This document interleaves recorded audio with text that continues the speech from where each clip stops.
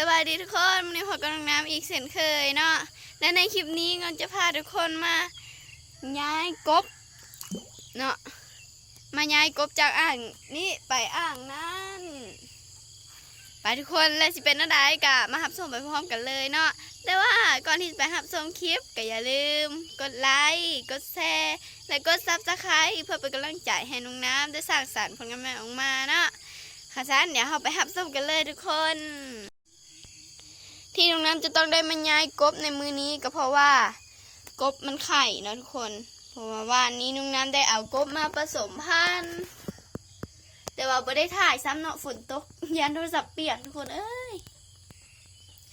นี่ผ่านมาคืนหนึ่งกับสีไข่ก็อันเนี้ยแบบนี้เลยทุกคนและน้องน้ำกับสีแยบพ่อพันธุ์แม่พันธุ์ออกเนาะแล้วก็เอาแม่พันธุ์ไปไว้อีกอ่างหนึ่งแล้วกับพ่อพันธุ์ไปไว้อยู่อีกอ่างหนึ่งโอเคค่ะซันเดี๋ยวเราลงมือปฏิบัติกันเลยทุกคน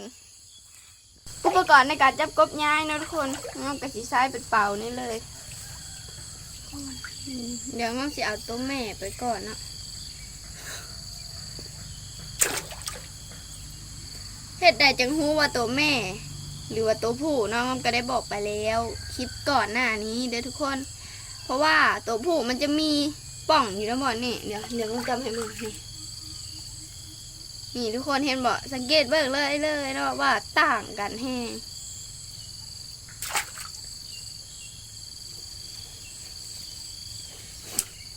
แต่ก็ไม่ได้ต่างหลายทุกคน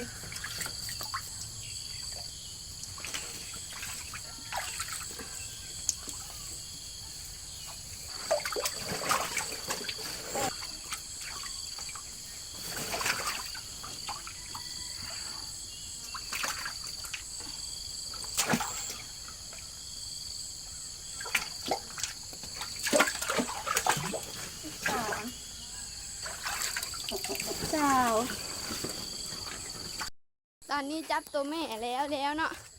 เดี๋ยวก็เสียไปไว้อยู่อ่างตัวแม่พันธุ์เนาะตอนอีกช่วงนี้ก็ยามฤดูกาลยามมาแล้วเนาะผสมพันธุ์กบ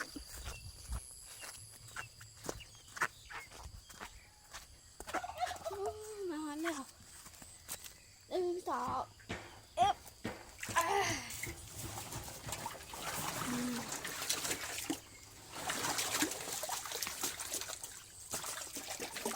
ปล่อยลงอ่างนี้เลยทุกคน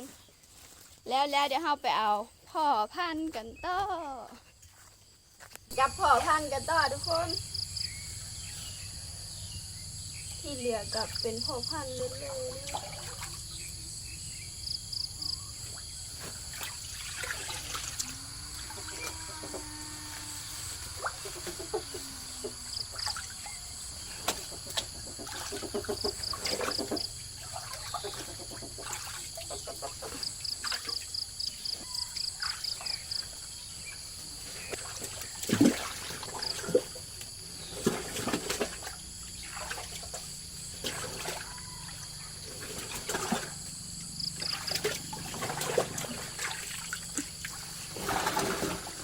เรียบร้อย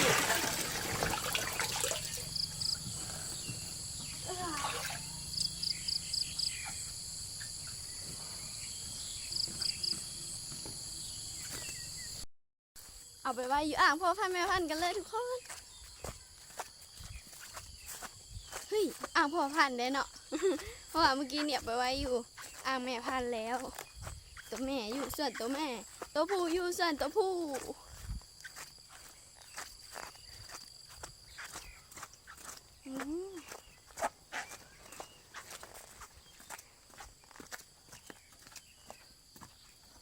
ผสมพันธุ์กบปีนี้แม่น้ำเห็ดเอง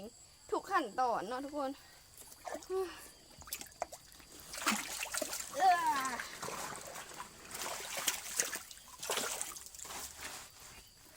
ปีกายนี่มันก็ได้เบิ่งวิธีพ่อเห็ดเนาะว่าเห็ดอะไรและปีนี้มันก็ได้ลงมือเห็ดเองแล้ว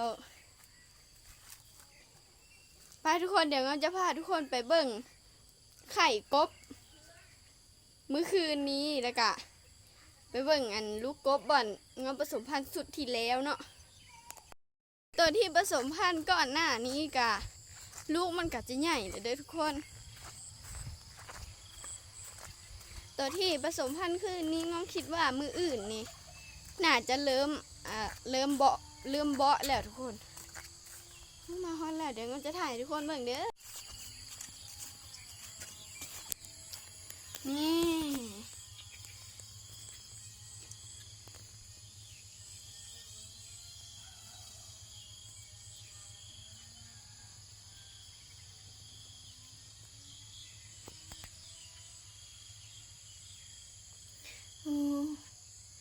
ก็คือเริ่มกินอาหารแล้วนะทุกคนเริ่มตอดกินหัวอาหารแล้วบอกเลยว่าหลายแห้งลูกกบนี่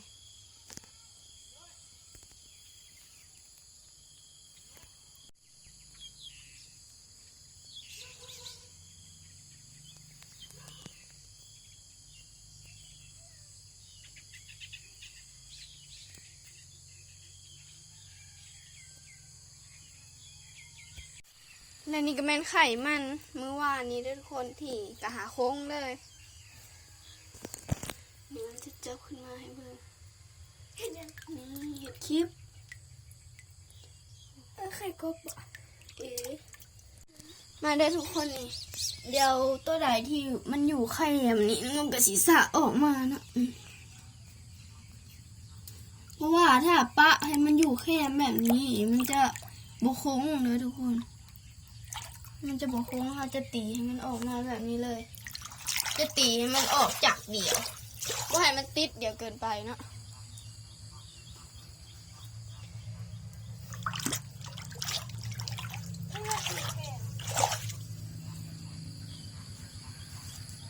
โหเสียงกบฮ้องตอนนี้กระเด็ดออกแล้วว่ามันเป็นแฮกระซี่กับมันเลยว่ามันไปย้ำมือ